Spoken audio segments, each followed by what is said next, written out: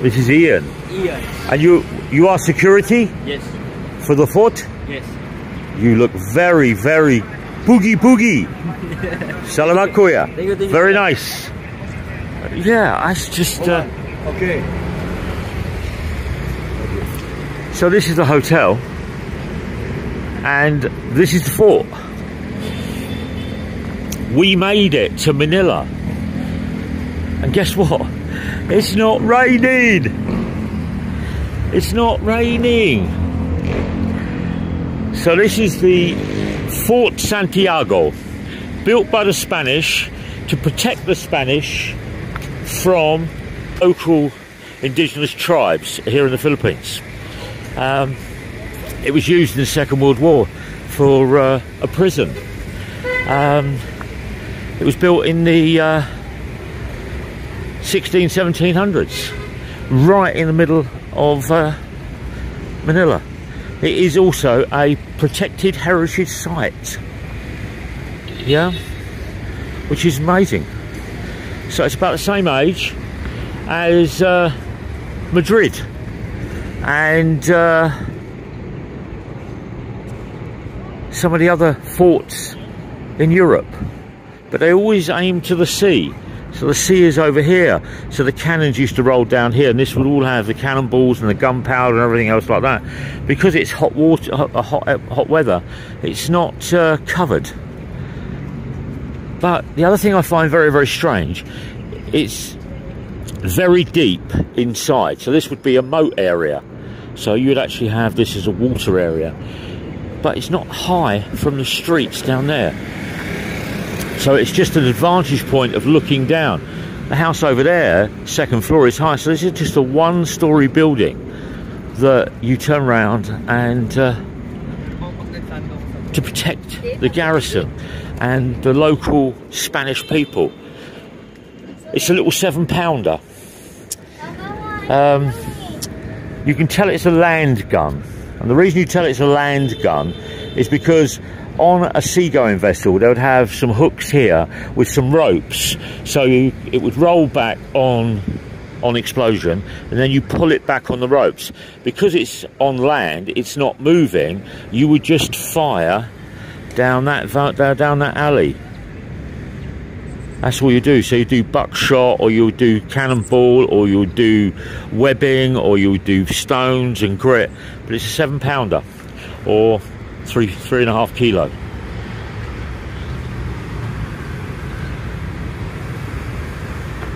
We're going to walk down here.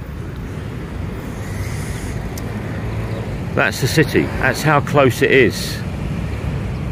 The hotel, we were up there last night overlooking this glorious, glorious city.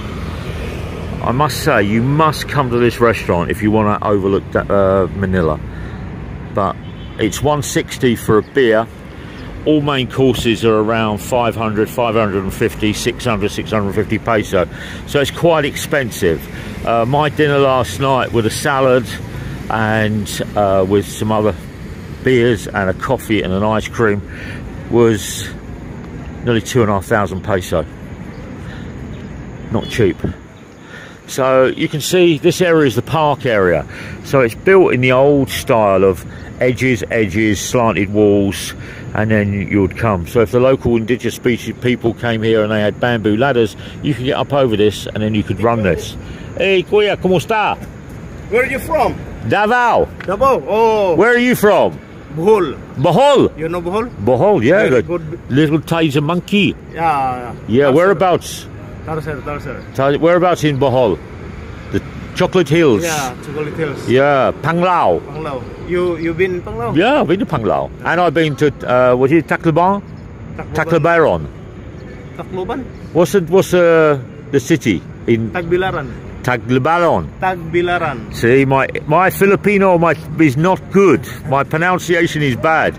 You working here? Where are you from? I'm from Davao, but I come from London. London. Yeah. You work here?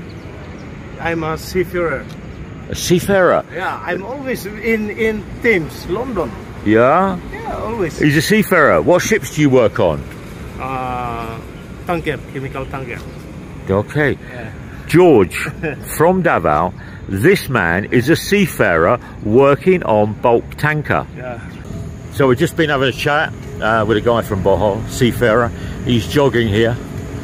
So port area, garden area, protected by the boundaries. People would be living in this area to turn around and do the livelihood, and then go out into the city. And as the city expanded, it developed, and the port wasn't big enough. But it's beautiful. It's nice to see all of these Spanish colonial buildings that are built very, very close to the port.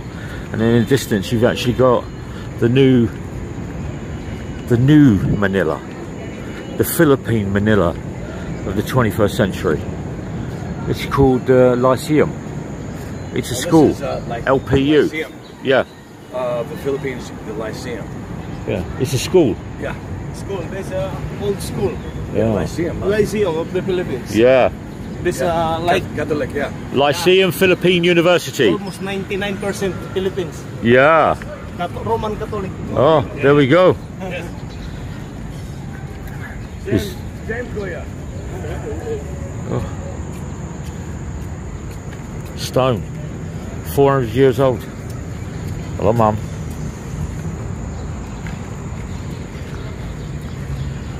It's a nice walk. Nice tourists.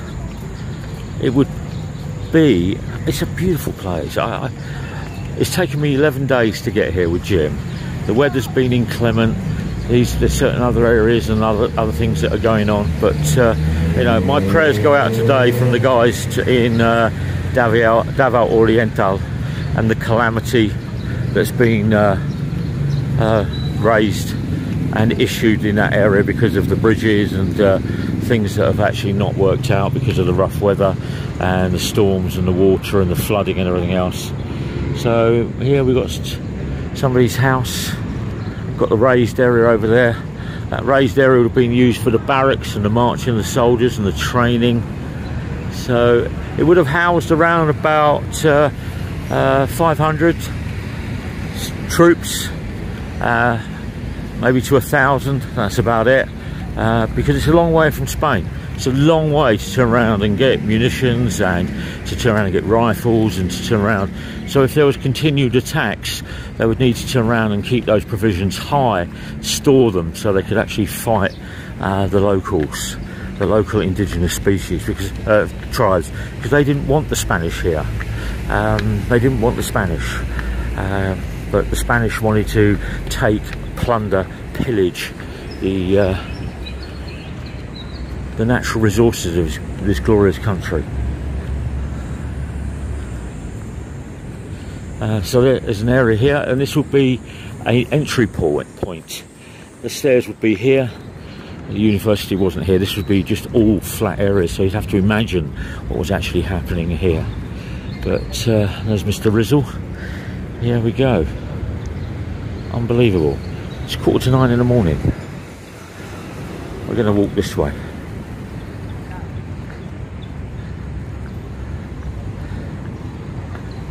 We've walked this whole side.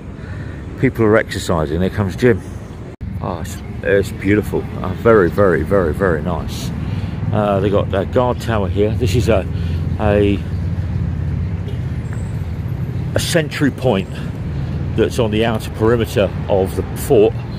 So they would have troops stationed here. Old conquistadors and the cannon towers. But this would be a fort sentry point where they would actually stand and watch and look. So you've got a spy hole up there that would look out this way across the plains, and then you'd get to it from this side. And then this area would also have fortifications, another sentry point over there to look down. But the people would actually be here. The local people that were living in this area would actually help turn around and service the officers and the army and the conquistadors that would be with their metal plates and their cock-coned hat that was made out of metal, polished metal, and their red tunic, and then their pantalons. But this would be an area, so it would be wide in this area so you get a good view. So it would be out there where that vehicle is riding, about 200-300 meters would be the maximum area of it for a cannon to fire from here. But anybody try to come up here, this entrance reduces the effect of people throwing spears. But it has that classic Spanish brick. Spanish brick is very, very narrow. It's very, very narrow. The houses that are in Spain, very, very narrow, very, very slim, protect from the cold. In the UK, the bricks are about that big, so they're about 6 inches, 4 inches deep. Here they're about centimetre and a half deep, and then about 5 centimetres long. The granite on the floor is all put in place. So where this young lady's moving, that will be the cannon there, a large cannon, and then this area here that's a washway would be there for people to run up, fire, come back down, load, go back up, fire. Same as on these step areas, you would go up, the ramparts would turn around and keep you protected as you turn around, and we're putting your head above the parapet. Oh, I'm walking up the hill, so there we go. You come up here, you'd put your musket here. It's sloped, so people turn around, you can see down, but it stopped people, or the people trying to get in, because it was sloping away. So they would put oil on here, and you would slip off and you slide off and drop. Over here, a sentry point that would be manned all the time to make sure somebody wasn't actually trying to creep up. And then there's this small little sentry area that you would actually go out there to turn around, and you can look along this side of the wall down to that side, or you'll come to this side and you'd look up this side to protect you. So this is the outermost part of the parapet and the ramparts. Massive, look at that. There would be maybe about 300-400 people here helping to turn around and load the cannons. But where you see these cannons here and you see the cannons there, that was where the attacks would actually happen, from this side and this side. Eventually they would start coming up this side, but there was no cannons here. There's a cannon point here, but there is no rolling cannon.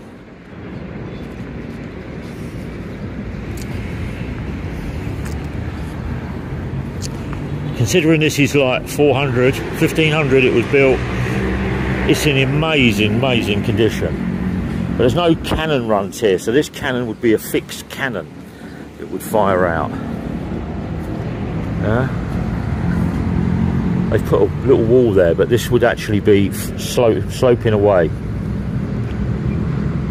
Wouldn't be the trees. Keep away the fauna, and keep away the trees away from the walls. Keep the firing zone very, very open. It's beautiful. It's a lovely morning today. It's about 21 degrees. So you've got cannon point and you've got firing points here. But you need division. But by this time, people in Europe were perfecting the natural defence of their towns and cities, and the Spanish brought that influence to Manila, because Manila was a really big outcrop, a really big important strategic part. The Spanish turned around and took Manila away from the Brits, the UK, from the British. British had a fort here, but Britain turned around and came away from it, and Spanish rule came in around the 1500s. There used to be British pirates coming here, and then going into I think it was the 1800s, end of the 1800s, it was America who purchased the Philippines from the Spanish.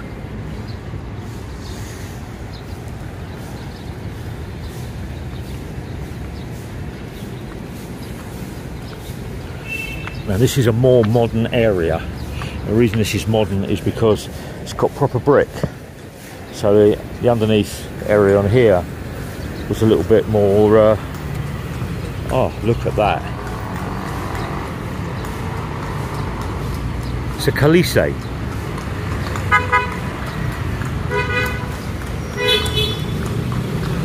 Very, very nice.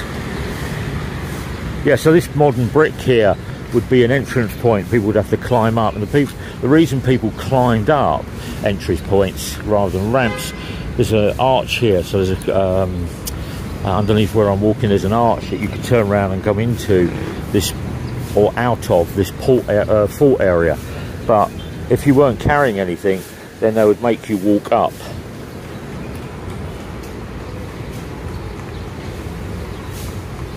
There's another Calise over there. Where are we going, down, Jim? I love the history of the world. I love all of this architectural structures from years and years ago. We might become modern and we might be living in this world of digital technology, but to get to here you had to turn around and ruffle a few feathers around the world, and if kings wanted to turn around and own countries. Ooh, I'm walking down the steps because I haven't got my slippers on, but it's all very, very crazy. Oh, I'm getting down there. Oh, and there's the arch. 500 years old. The local indigenous people would build it. There would be maybe 8 or 9 arches along here to that section over there, but it's been broken down because it would be Second World War bombing and shooting and pillaging, and the Japanese wanted to get rid of it all. What a lovely garden, what a lovely area. Wow, look at that. We've got the barbecue pork on. Smoky. Jim's turned around and got himself another asawa. We're sitting there on the side, we're chilling out. We're going this way. We're going to go and have a little ride. Yeah. We're going to let the horse take the strain. This is the market. So you get your rice, you get your fish, you get your tubig, you get nata, which is milk. Yeah. This, as I said, this is 9 o'clock in the morning. Hey, Ati, nice moves, huh? Nice move. Oh.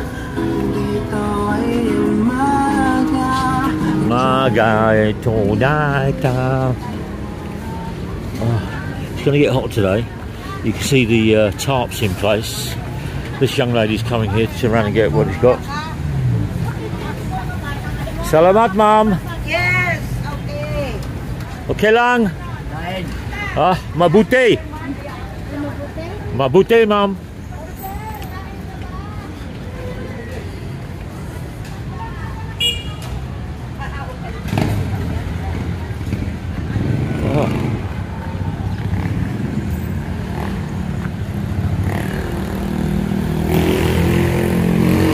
On the street.